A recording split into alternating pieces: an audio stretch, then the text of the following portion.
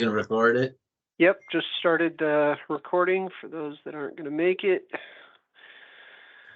Hand it over to you, Mark. Okay, so hopefully screen 2 and the shape of everything. Can we see that? Yep. Yeah. That's great. So first of all, Happy New Year. Thanks for having us.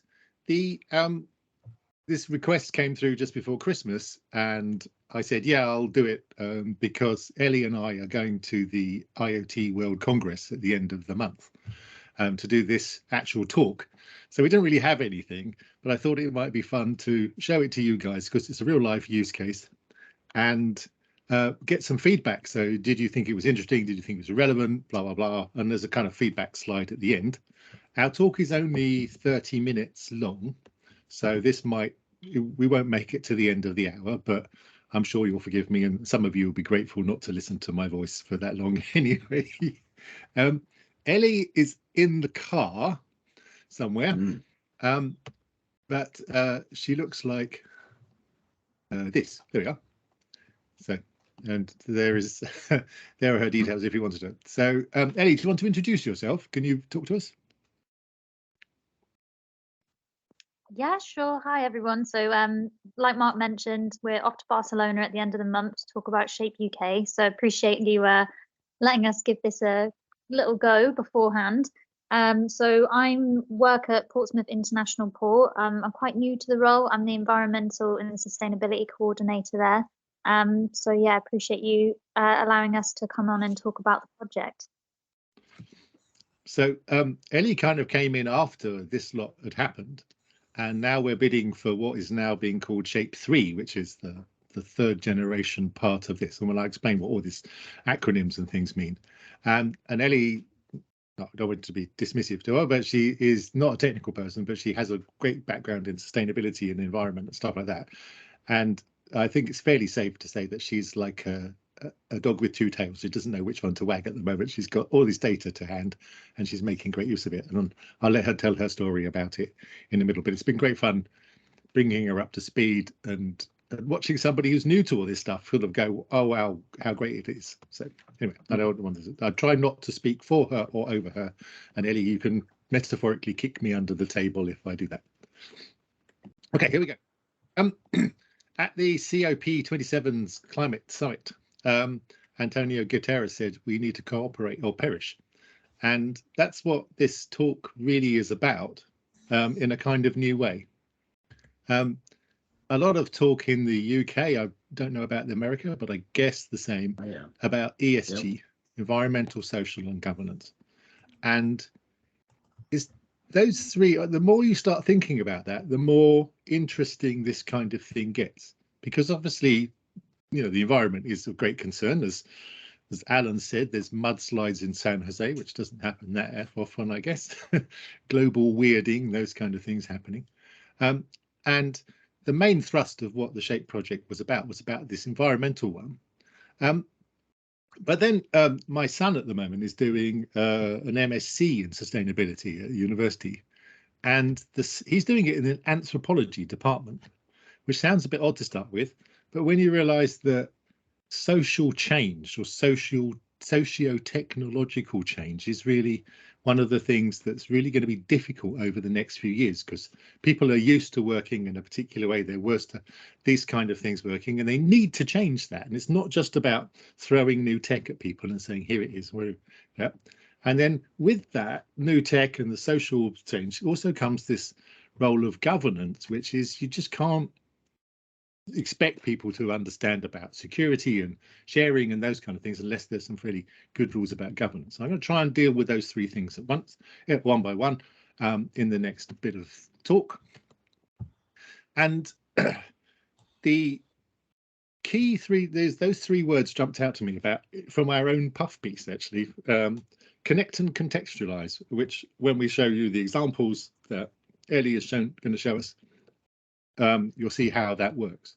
So you've got different sources of data that you need to put together, and then you can contextualize what's going on, which is very difficult if you've got them in disparate and diverse data sources stored in different ways and using different formats and different technologies.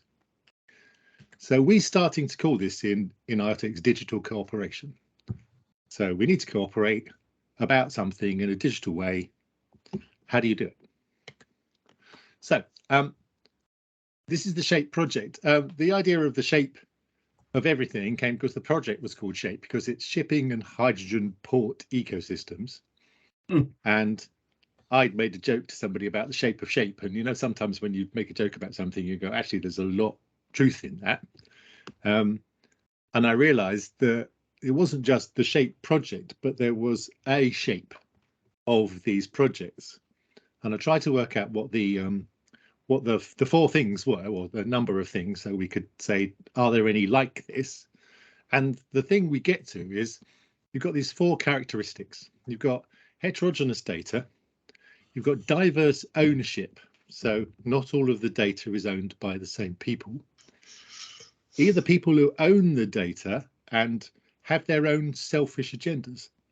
They've got to electrolyze hydrogen, or they've got to operate the port, or they've got to meet some kind of their own goals. But they're kind of forced by the environment or some legislation or other things to cooperate. They've got to a collective goal that they've got to solve.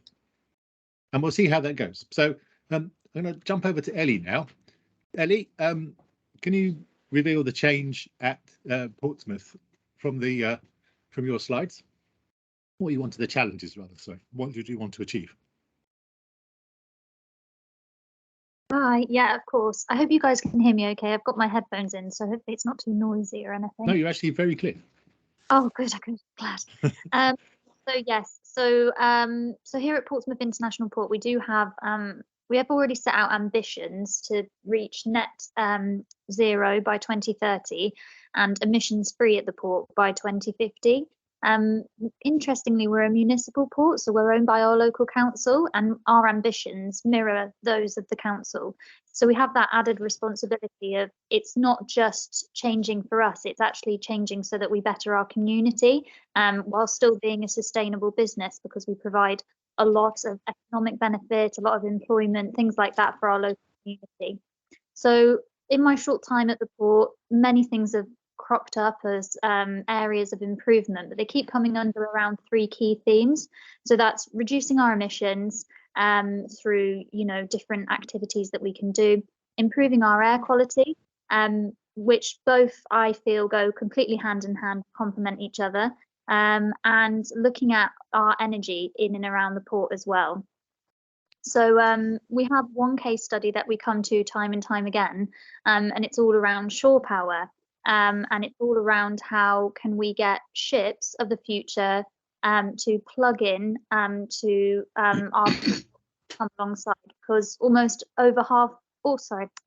half of our emissions that we have here at the port, almost 60,000 tonnes every single year, come from vessels. They don't come from our operations. So if I pop onto the next screen, SHAPE project was around looking at whether we could use hydrogen to fuel a vessel to kind of you know, de-risk that future fuel, and within that was also part of the hang on, digital... Ellie, we were a bit out of sync. Sorry, that's all right. Wait a sec.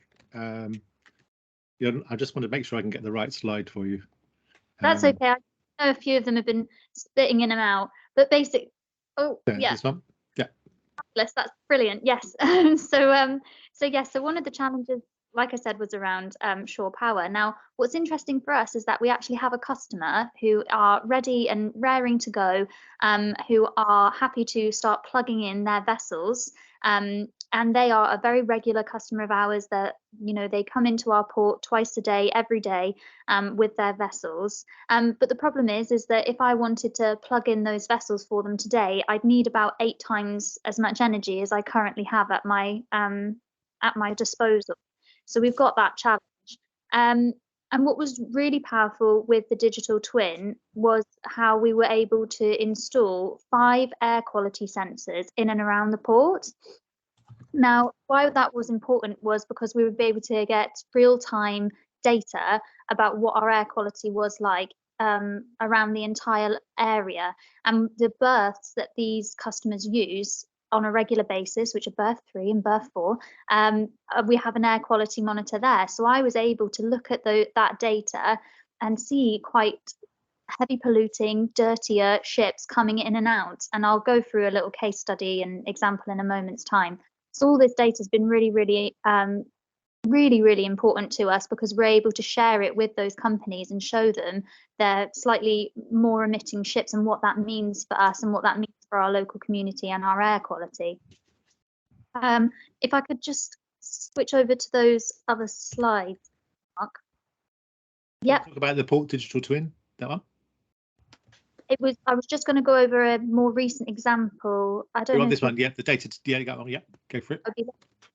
Yes. So as I mentioned, we've got a couple of air quality monitors around the port at berths 2, 4, and 5, and so we're able to log on and see regular data for our air quality monitors every single day. Now, once you log on regularly, you start to see the normal spikes that you would expect to see, and it's clear when there is a peak in emissions. And an example is back in December on the 16th. So we saw a bit of a spike in carbon dioxide emissions to begin with.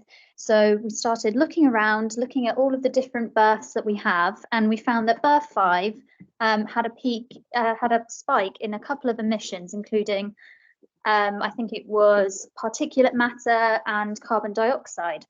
So if I can skip to the next slide. Which one we want? The two graphs or the one?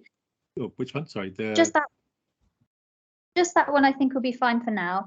Rainbow so one, they've got tons and tons of data on there, because Alex, who created them, was able to install lots of different elements for us. But if we pull it back to the things that are important to us at the moment, we're able to see that at a certain time, around 7:30, I think it was from memory, we had huge spikes in particulate matters 10 and particulate matters 2.5, and then also a spike in carbon dioxide.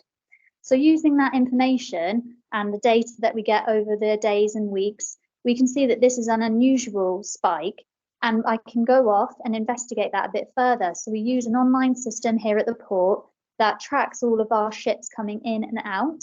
I'm able to look at that and say, right, did I have a ship arriving or departing around that time? And then I'm able to investigate that further and even log on to our CCTV. And at around, I think it was around 7 minutes past 7 on the 16th, I can see a particular ship power up their engines. I can even see the black smoke come out of it, and I can correlate that to those spikes in emission.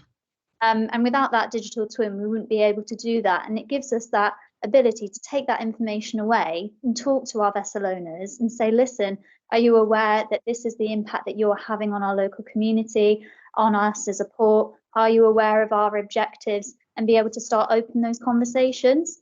So that's just one example of a recent time when we've been able to use the digital twin for that purpose. But I hope that's all right for you, Mark. Yeah, that's great. Thank you, Ellie. The only one slide you haven't talked to is having the idea of the port digital twin. Do you want to talk to that one? Yeah, sure. Sorry, I forgot I sent that one to you. Well, we could get it. That would lead us nicely into the solution, actually. So yeah, carry on. You talk to that one, and then I'll carry on. Yeah, I think I'll link that in with hopefully what we'll be hearing back from shortly with CMDC round 3, which is the next SHAPE project that we're hoping to build upon. So with our port digital twin at the moment, we have our air quality monitors and we have the hydrogen electrolyzer for all of that really, really useful data. And it's great for us because for all those reasons that I went through before. Now, we are hoping to expand on that digital twin and build a real port ecosystem, implementing even more than just our air quality monitors, things around our energy usage, our consumption, things like that. And it just gives us a far better view of all of our operations, giving us the real time and predictive measurements that we need to be able to make really strategic decisions on our journey to decarbonize. And we can keep adding or detracting these critical components as and when we need to as well along our journey, so it's flexible, and it gives us those options. Thanks, Ellie. unless there are any questions for her directly now, I'll wait till the end, shall we? So there's a few things that are quite important here for me. Is if we go back to those 4 elements of it, the heterogeneous data, you know, the different kinds of air quality measurements, some are owned by some people, some are owned by the government. You can combine that with things like the weather, the shipping movements are all in a different system and things like that. And for Ellie, not being a kind of programming type of person, being able to go to those different APIs and mash the data together is one thing. But having it in this unified way is really important, because you can literally just search across the thing and find all of those different sources of data. I'll show you a bit of that in a minute, but let's talk about this first, because the other thing that is quite a tendency with these solutions is to centralize. Those graphs that Ellie just showed you are graphs that they've drawn out of the wider ecosystem and just put them in a time series database so that they can draw those graphs over time. But what they want to get out of, what other people want to get out of, it might be different. So rather than having a centralized system where everybody pours their data into the same thing, which goes against the selfish agenda idea, the idea is everybody keeps control of their own stuff in what we call these IOTIC spaces, which are these coloured circles on the screen at the moment. So this is Ellie's, she's got her own one here. B4T, she mentioned, are the people who installed all the sensors. They own all the sensor data and they can share it with everybody else. The university was doing some of the analytics. These are the electrolyzer people. Cox are the people who make the boats that put hydrogen into their diesel engines to reduce the amount of diesel.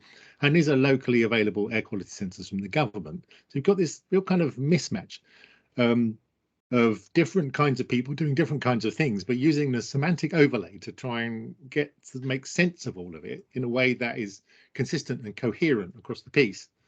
And just to talk to slightly what Ellie was talking about earlier is, if we get to shape 3, you don't have to throw away what you've done, because you just say shape 3 was a few more spaces around over here, and you end up just building out the ecosystem. And as it's all built using decentralized web technology, libp2p, those kind of things, it scales sideways as much as you want.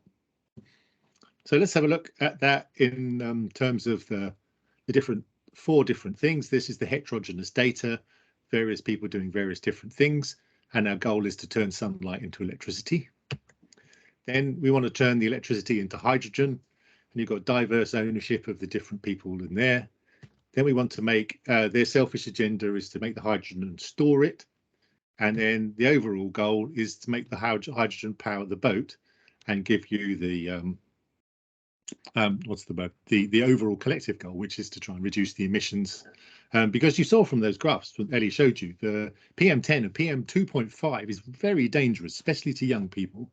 So you've got this port right next to the town, and if the wind direction is coming off the sea and blowing all of it into the town, you've got those big spikes of really nasty particulates going straight across the local school. So it's very, very important, especially as the port is driven by the local council and not by a commercial organisation. It's quite interesting to see this kind of way of doing it. So let's have a look at the actual space. This is real live. What I've done here is I've shown you, this is, you can see here, because it's decentralized, this Portsmouth port space. This is what Ellie can see in terms of, these are the individual digital twins of things in the port. And then if I switch to another one, this is what we call Ganymede. This is just a trial space. You'll notice that as I switch between the two of them, you should see, yeah, just there's only slight differences, but you see slight differences in the number of twins that you can see. So this means that Ellie has got more information than other people have, and they can only see certain things and they can only share with certain things as well. But if we were to click on one of these things, let's look at an air quality one like this, the semantics tells you what the metadata is about these things, what the air quality is and those kind of things, and you're allowed to, you know, that's all defined in the semantics. And then if I go to if I look for air quality in Portsmouth here, I can search for those twins, and you'll see it'll go away and it'll find a whole bunch of them as well. And then you can see here updated at 2023 105. That's today, isn't it? So I can click on that one and look at its details. Click on that one and look at its details. It's now going away and it's telling me all of the different semantics, created at, value, these kind of things here. And then it tells me the air quality there. And at the moment, this hasn't got any units set, but you can see how the semantics are working towards making this a kind of unified way of doing things. If I went and saw something completely different, if I went here to search for bikes, or for example, don't know why I'm searching for bikes because I know there's lots of them. So there's lots of bikes in London. You can pick on one of those here and then choose the details page on this. Guess what? It looks identical because all of the data is defined by semantics. Yeah, and you see bike occupancy there. You can see different things. So you can bring all of these sources to data together in this nice asset focused view. All right, let's go back to the slides. And just a little tiny bit about IOTICS. I don't want to, it's not really our story, but this one, but the idea of behaviors follow beliefs, or beliefs drive behavior, in that we believe that the twins are in control of its own destiny. Metadata is more important than APIs, and there's no need for a middle. So in IOTICS, everything is in twin, and you broker interactions between twins. Everything has semantics, and there's no need for a center. It means everybody owns their own stuff, but chooses to share it in a decentralized way.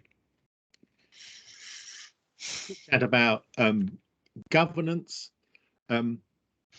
we believe it should be autonomous, and you can think of it in two different ways, really. There's a contrasting project run around the same time as Shape called Credo, where they did everything via human ways, being legal documents for people.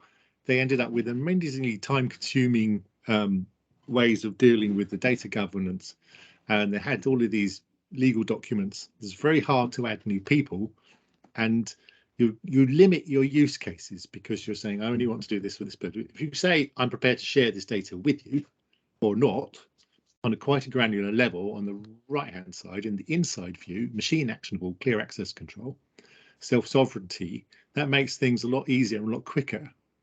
And it was quite interesting that the Credo project came up with some stuff at the end of their 3 months. The Shape project started to find insights from their data within the scale of the 3-month project. So I think it was within 6 weeks they would be able to find the those kind of data correlations that Ellie was showing us. So this kind of idea of you connect the data and you can contextualize the data, which is just what she was talking about, is really, really interesting. And then you end up with a kind of, this is a bit, it's really struck me relatively recently, this bit. Ellie's all about the operational data, isn't she? She's saying, I've got these different twins are talking to each other and I can look at their data and I know how they relate to each other. That's very operational. And we haven't really got to this yet, but I reckon at some point you should be able to query the federated graph and say, well, how many ships are there in the port now that are emitting more than this number of grams of CO2, or that kind of thing, where you're using the federated graph and the overlay as a queryable resource. So this is quite a fun thing. I don't know whether anybody has seen this picture before. If you have, shut up. If you haven't, can you tell what that picture is? Nobody? Looks like the wash. Let me see if I can. Looks like a help you cow. Oh, it's a cow. Well done. Ooh. Yeah, there's an ear. There's an ear. There's I an just eye. spent a weekend in Nebraska, so maybe that's cheating, but There's a nose there. Can you see the cow now? There's the shape of the cow. Yep. Yeah, this is known as the Dallenbach cow. This is an optical illusion. And the weird thing about it is that once you've seen the cow, you can't not see the cow. Yeah, so you can actually reduce the resolution of that picture once you've seen it, and you can still see the cow. You can turn it upside down, you can still see the cow. And what I maintain is that once you've seen this kind of problem, you've seen it, you see it everywhere. Those four things pop up all over the place. And I'll just show you a few examples and then I'll shut up. So have a look at these ones and see if you can think of it. This is the lens: heterogeneous data, diverse ownership, individual agendas, cooperative goal, mobility as a service. You know, who owns the journey? The people who've got their, you know, they've got the hire cars or the trains or the e-scooters or whatever it is. There's something there that nobody owns completely. That's one of them. Vulnerable customers are vulnerable in terms of their energy consumption, but they may be vulnerable because of their health, or they may be vulnerable to the police. So that's another thing where they smeared the data over everybody else. The sustainability we obviously talked about, the utilities. You know, in the UK, the people who run the electricity don't run the water, don't run the gas, don't blah blah blah. Rail in UK is very diverse. Community energy management is one I'll show you in a minute. And the supply chain problems now as well. Global supply chain, nobody owns it, do they? It's all made of bits and pieces of people working together to do this collective cooperative goal. Insert your own here. So I'll just have a quick whiz through some of the ones we've done in the past. The first one we ever did, power packs on trains. The people who make the power packs don't make the trains. The people who make the trains don't operate the trains. The people who operate the trains don't own the track. So you end up with that hodgepodge of different people together. This is one from a construction site.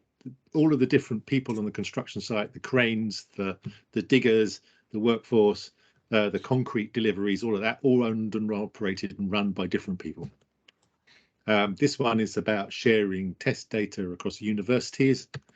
This is another rail use case about how many people are on the train based on the Wi-Fi usage on the trains.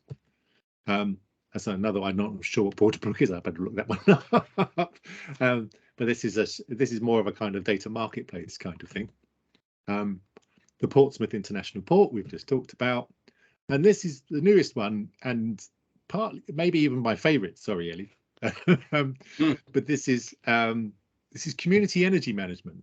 So what they've done here is they've built a set of modern buildings next to some old buildings, and they're going to use they're going to monitor the patterns of life and see how people consume resources. So they're consuming gas or electricity or water, transport resources and those kind of things. And again, you've got the same problem. We've got everybody has got their own agenda on this thing here, because the people who make the sensors don't make the energy, and the people who build the properties don't do this. So you've got 7 stakeholders in this one, so near like 10 or 12 buildings, as an example. But you've got all of this classic 4 stages, as far as I'm concerned, with the this collective and individual goals. So here we go. That is digital cooperation, and that is the shape of everything, I think. So thank you, everybody. Thank you, Ellie. So help us out. What do you reckon? Or questions first? Do you want to do questions about the thing first, and then we'll ask you questions about the rest of it? I'll stop sharing for a moment. Yep, Alan's got his hand up.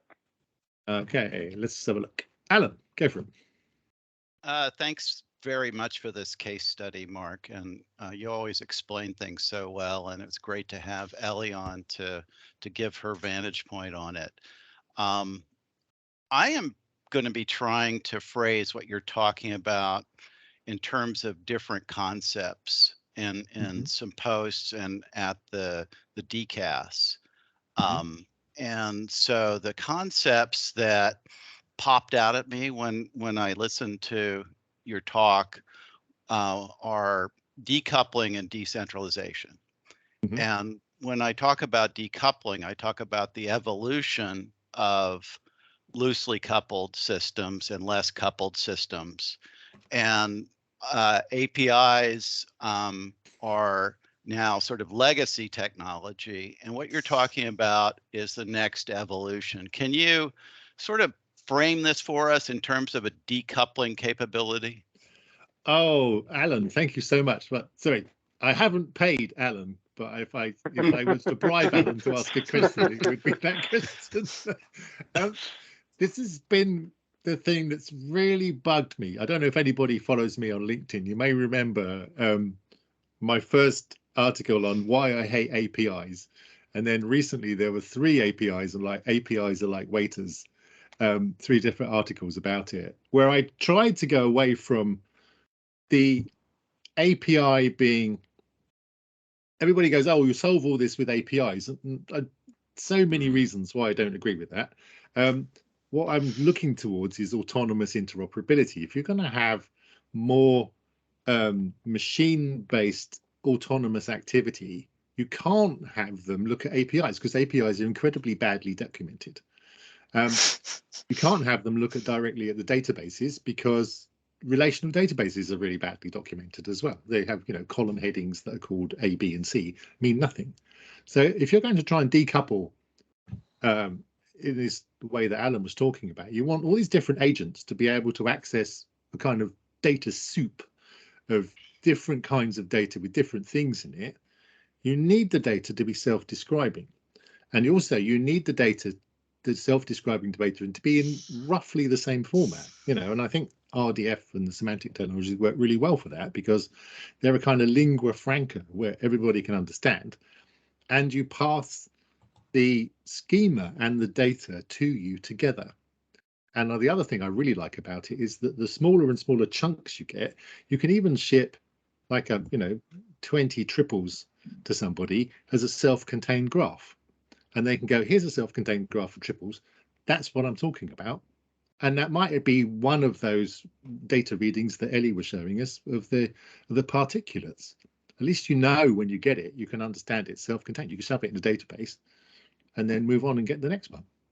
And that's, for me, you're not going to decouple all of these things if you put programmers into the mix. I think that APIs are badly named. They're application programmer interfaces, not application programming interfaces. That's Does that help, Alan? Sorry, is that? Yeah, it does. And if I've got a follow up, and I don't mean to monopolize a conversation here, but the other concept that is related is decentralization. And you mentioned P2P. You also mentioned self-sovereign identity. Yeah. And I'm wondering, content addressing might be another aspect of this. Can you help me out with that one? That's a new term on me, contract addressing.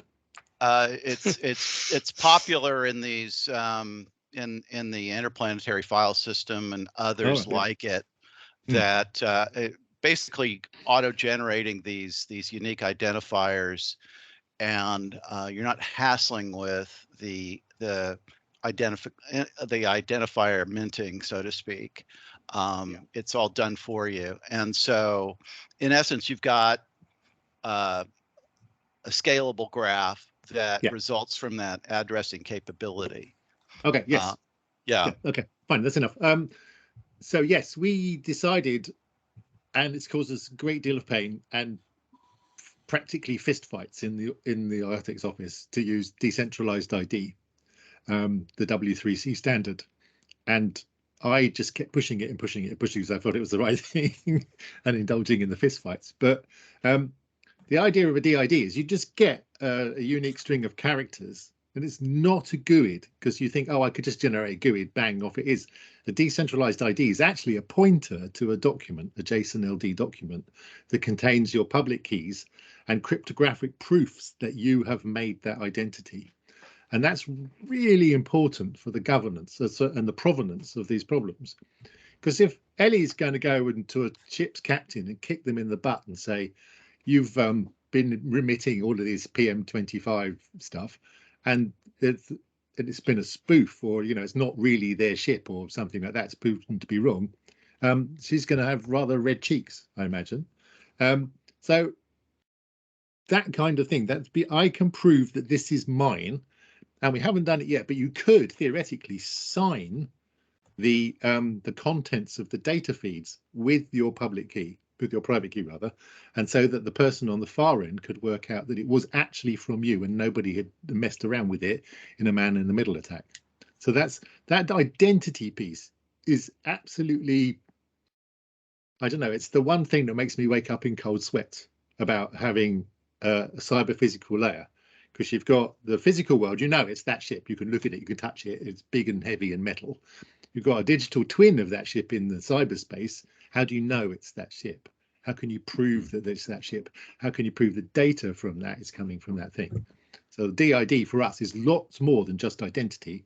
It's about provable and cryptographically signable data provenance.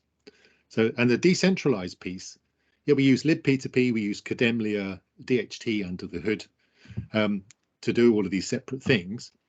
Yeah, well, digital hash tables are yeah, content addressing essentially. Oh, right, yeah. So decentralized hash tables, yeah. Yeah, so that's fine. So the nodes in our world are those circles I showed you. Yeah, so you get a space which has got your stuff in it, your twins in it.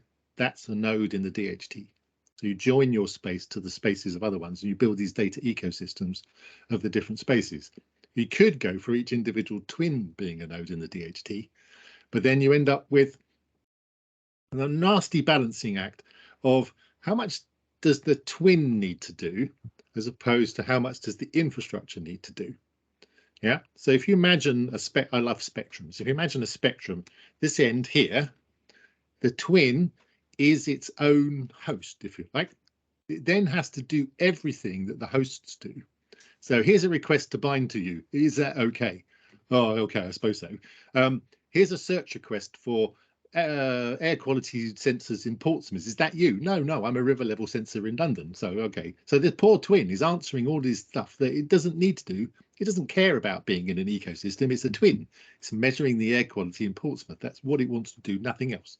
So you push some of that up to the host part, the cloud part of the system, to do all of that infrastructure sharing data and followers and requests to follow and binds and all those kind of things. So you need to do that up in the cloud, and you get this balancing act where the twin can get on being a twin, doing what it wants to do, and all the guff about sharing data and follow requests and all that kind of business is all done by the infrastructure. And the search is done. Well, you can see how the federated search will work. You just go bash it out to each one of those circles. Have you got any air quality sensors in Portsmouth? Yeah, I've got a bunch here. I haven't got any. Whatever that. Okay, so yeah, for us, we used to be centralized, and we knew that it was not going to work. And there's one of those social and governance issues about the decentralized pieces, that people don't want to share their data into the same central database. You've got a connected autonomous vehicle test site on Cranfield University, and then Ford show up in the morning and Nissan show up in the afternoon, and they say, oh, by the way, you have to put all of your test data in the same database. Just laugh at you and go somewhere else. So yes, everybody has to have control of their data. It has to be self-sovereign. You're self-sovereign in your own governance. You choose who to share with and whatever like that. And if you want to cut them off, you cut them off. Yeah. Or if you say, oh, we'll all pour our resources into a centralized database, you're kind of outsourcing your governance, which is really not what you want to do. Yeah. I think governance is very much the kind of thing you want to keep your own hands on. I can turn the taps off. If I don't like what you're doing with my data, you don't get it anymore. Yeah, exactly. I can't say, oh, I have to make some rules in some mystical database engine with DBAs with pointy hats with stars on them. This is not, it's like, I don't want to share my data with you. I'm going to turn off your request next time you request my data. Sorry. Makes a lot of sense. Thank you, Mark. Thank you so much. Great questions. I'll send the $20 through the post. He's that cheap, everyone. So let me go for my $20. Hang on. Go for it, Ad. Go for it. So when you attach to a sensor, so presumably the data that's coming out of the sensor is very raw. It's JSON, or it's just could be a voltage, delimited data or something. And when you were drawing all those graphs, are you drawing them with the raw data, or are you turning that stuff into RDF and graphing it? Oh, I wish. I want to. I So don't know if I can find this. Yeah, I'll see if I can. Okay, just bear with me 1 second, because I drew a picture of this, which will make you all laugh. But it might take me just a second to find it. Oh yes, I know. But come search the drive. I was talking to our developers, and I said, this is all new, and I can see if I can show this. There we go. And we're going to have to put up with something. Let me just find that. And what we're going to have to put up with is this. As my co-founder, Paul, says, you're trying to sell a bicycle to people who are used to horses. Yeah. And they'll ask you all the wrong questions. They'll go, what do I feed the bicycle? And where do I keep it overnight? And does it have a saddle? And you go, yes, it does have a saddle. And you go, but not like that. So what you're going to end up with is what we call the horsicle, which is a kind of bit of a mixture of the two of them. So to answer your question in a weird way, Dave, what you're talking about is a horsicle. You're talking about, well, what we're talking about is you're talking about proper bicycle, where you get RDF data from your sensors and you store RDF triples in some imaginary triple store database, a time series database, which I don't know exists. Right. And so we've ended up with a horsicle. Yep. No, I totally understand. And in fact, what made me even think to ask the question, because I thought that was the answer, was later when you said you were going to start federating queries. Are you thinking you're going to federate into the data stream or just federate into the identity of the data stream? No, okay. That's a really great question. I would love to be able to do what you said. I'd love to be able to go, how many bike points in London have more than 3 available spaces? Right, exactly. Yeah? Yes. So that's a mixture of the metadata of the thing. It's a bike point, it's in London, and the actual real-time data available to me now. Now, at the moment, we separate the two. We have searchable metadata to find the source and then a stream of data that you follow. We do, in order to, try and bridge the gap, at least we have descriptive metadata of what you'll find in the feed. But when you get the feed, it's just boring old JSON, I'm afraid, which is a shame. But at least you can put the JSON and the RDF descriptions together and go, oh, this is the temperature, it's in Celsius. Yeah, so that's something. It's not the ultimate thing. Rather, just to bore you some more, my wife said to me the other day, what would you do if you did IOTICS differently? What would you do if you started again? What would you do? And I said, actually, what I'd really like to do is to flatten the twin out and have the twin being only RDF all the way down. So you've got, I'm a bike point, I'm in London, I've got 3 spaces available. And then all your feed is the deltas of your RDF. So you do a describe, you say, this is my twin now. And then I follow the feed.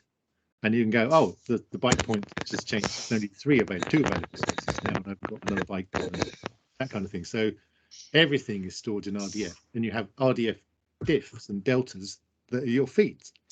And you've talked to the guys from Ghent University. They're doing a lot of that about RDF stream and stuff like that. It's a lot of, but we invented IOTICS in 2012. It was wacky enough in 2012. Without talking about totally appreciate it. I'm going to yield to Peter here. Oh, Peter. Hi, Peter. Yeah. Hi. Excellent talk. Thank you very much. Couldn't you read the sensor data through a virtual knowledge graph? So you're querying by Sparkle, and the underlying data sources can be whatever. Oh, so you virtualize? Yeah. I guess you could, but I'm not sure how you deal with streaming data in that case, Peter. No, you simply what's in the database, you can expose it. That's not really streaming, but you have data as fresh as this. Yeah, but if you wanted to say what's the emissions on that sensor now, and then you'd have to keep querying the database to get the latest values. Yeah. So I kind of know what you're saying, and a lot of people say to us, why don't you do that? And I say, well, there are already virtualization systems. If that's what you need, then fine. But the idea of having a digital twin that has feeds and also control interfaces is a very different paradigm, I think, from having, I agree that it's very nice to have virtualized and semantically described. That would be great. I don't think that product exists. Go make it, Peter, if it's not there. But it's like Denodo or something like that does that on top of SQL databases, doesn't it? So You can query the abstraction layer, and then it federates the queries underneath the hood. So those are query-based, distributed query-based systems, is what I call them. And then what we've got in IOTICS is a distributed stream-based thing, but it does have a federated discovery layer on the top. Okay, very clear. Yeah, thank you very much. Good. We got any more questions? Not yet. Yeah, Peter. hands Okay. up. Ellie, have you got anything you want to chip in at the end? Are you still with us? Yes, you are. Yeah. Any thoughts or questions? No, you might be on mute. I don't know. Hopefully she hasn't gone to sleep because she's driving. Like Greg's got his hand up. Yeah. Yeah, and this is definitely like a forest, not the trees question, but I'm sure you run into this all the time. So in your initial slides, you were talking very much about sort of the environment and the society and sort of the bigger picture on what you're doing. And it would seem that like when there's an enforceable law sort of involved, that this data monitoring, data analysis, gathering, it all makes sense when there's sort of an output in terms of something that you can enforce. And again, I think you're talking about sovereign identities, a sort of paper trail of evidence is also obviously needs to be part of it when it gets into that. But I guess my question might be just generally for the projects that are sort of well aligned and work well, how often is there sort of an enforcement issue at the end of the line so that it's all targeted towards sort of building an evidence base out of the data for something actionable when it comes to sort of law enforcement? Okay, can I rephrase your question for you, Greg? Absolutely. The question you're really asking is who pays for it? Yes. And does it matter when there's something that outcome of enforceability when it comes to okay, the so we've had the most success when somebody else pays for it, as in, you know, like there's a government initiatives in the port to, you know, to work out what the thing, or the council want to reduce the emissions of the port. They're a benefactor of it, and they're prepared to pay for it. What we haven't managed to do yet, and I think if we did, I think we've really crossed the Rubicon on this one, is to get the participants to pay. So you've got a federated distributed model. And if you think of it as a tax, I want to join the federation, I'm prepared to pay my tax to join the federation because I perceive the benefits that the federation gives me. There's like the open world scenario in semantics, isn't it? I don't know, but somebody else does.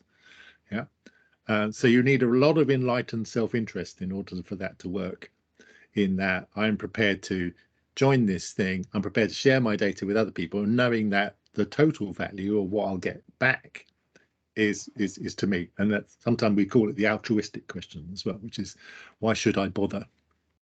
Why should I share my data with others? Well, the one example I can give you is the people in the railways, the people who own the track, have a very expensive yellow train called the banana train that they send along the tracks at night, 3 o'clock in the morning, with loads of sensors on it to check for, you know, track irregularities or spikes in the electricity supply and those kind of things.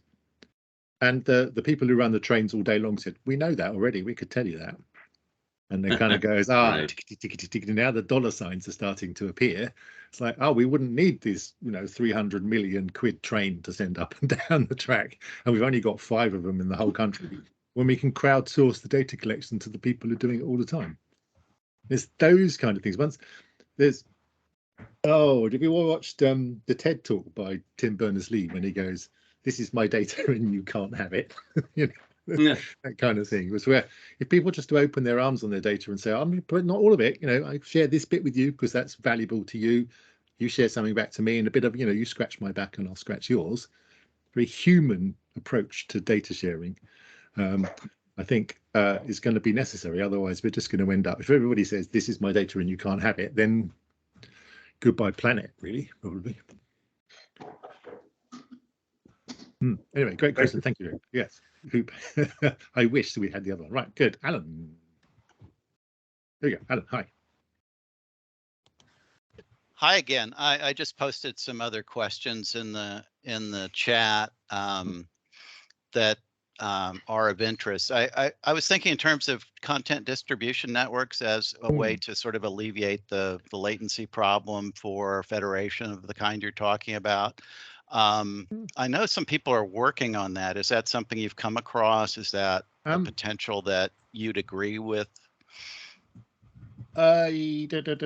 Possibly. I don't think we've got anywhere near the scale where that's necessary, to be fair, Alan. And wouldn't it add latency rather than reduce it? Because if I'm watching something on Netflix, I kind of know that I'm not getting it from Netflix Central. I'm getting it from somebody else, but the somebody else has got all of it. Whereas if I've got a one sensor which is measuring air quality in Portsmouth, it publishes it to the ecosystem, and then the ecosystem shares it with everybody else using just pub sub over the DHT. So that's really quick. You know, we get latency of sub half a second on a distributed system with 30 or so nodes. Okay. So good question answered there, or thanks for answering that one.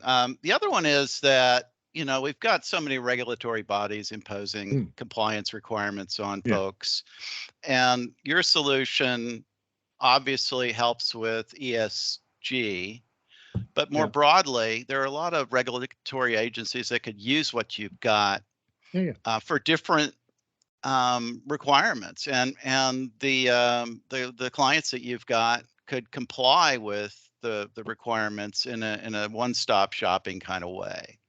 So is that something you've, you know, I know it's ambitious to try to work on, but it just seems like the potential here is so huge. Oh yeah. So yes, we are working. I'm not sure how much of this I can tell you with, but the Community Energy Village project is like that. There's no regulatory thing on top of that. It's just Northern Gas Networks, who are one of the utilities in the UK. Their whole of their business model is just really been in jeopardy now because people don't want to use fossil gas. They don't want to use North Sea gas, you know, butane and those kind of things. They're now thinking about converting to hydrogen and using the gas delivery and distribution network to deliver hydrogen to people's things. That's like a massive change for them. And the social aspect of that change is like, oh, people, if you said, I'm going to pump hydrogen into your house, they're going to go Hindenburg. Is the first word that's going to come into their mind, isn't it? So there's a whole bunch. I agree with you, Alan. It doesn't have to be regulatory. It doesn't have to be imposed from above. You can imagine even these things working within enterprise. We had a quick chat with Johnson & Johnson. Do you remember the guy who was at the DCAF summit in the summer? What was his name? Laurent. Yeah, we had a chat. That all went south, but eventually. But you just imagine J&J's supply chain. From you know, drug production to giving a pill to somebody is huge and incredibly varied. And I would be absolutely gobsmacked if it was all owned by J&J. It's not. No, there's no way they can manage that. But it's very germane to them. You know, it hits their bottom line a lot if they're having to pay delivery costs or whatever, and you know, or the drugs get spoilt in delivery and that kind of thing. You know, these are the kind of use cases where this hodgepodge of heterogeneous data and diverse ownership things starts to work. Makes a lot of sense. Thank you. Yeah, it's beginning to make sense to other people now as well. It's made sense to me for 10 years, but slowly, catchy monkey, we're starting to get people to say, oh, actually, this is really interesting. We should do this. Yeah, cool. I'm conscious of time. We're on to 2 minutes to the half hour. So thank you. The Antwerp port thing. Yeah, you're welcome. Which actually the port stuff is really interesting. Any transport hub has these problems, because you have ports inland now as well. Then you have like lorry distribution centers and things like that, and then you have like train hubs and those kind of things. as soon as you've got something like that, you go, I've got a whole bunch of people and I'm going to dump them, or a whole bunch of stuff and I'm just going to dump them in one place. They're all going to go in different directions then. And as long as they're going in different directions, you've got the heterogeneous, diverse ownership, selfish agenda business coming out in spades. So any kind of transport hub is, and ports particularly, are very much, yeah. Cool. Wow. That was lovely. Actually, I really enjoyed this evening. Yeah. Thank you very much for talking Yeah, about it. yeah, we Another did as question, well. because you've got your hand up, you know. It's always thought provoking. And it's so nice to have Thank Ellie on you. board to give us the real deal and how it's affecting them directly, you know. I don't think Yes. I'd like to... Speaking of which, what's the next step with this project? Ellie, you still on the line? Yes, I am. Sorry, I was going through the lovely English countryside, so I lost you guys for about 5 minutes. So I apologise if I missed anything.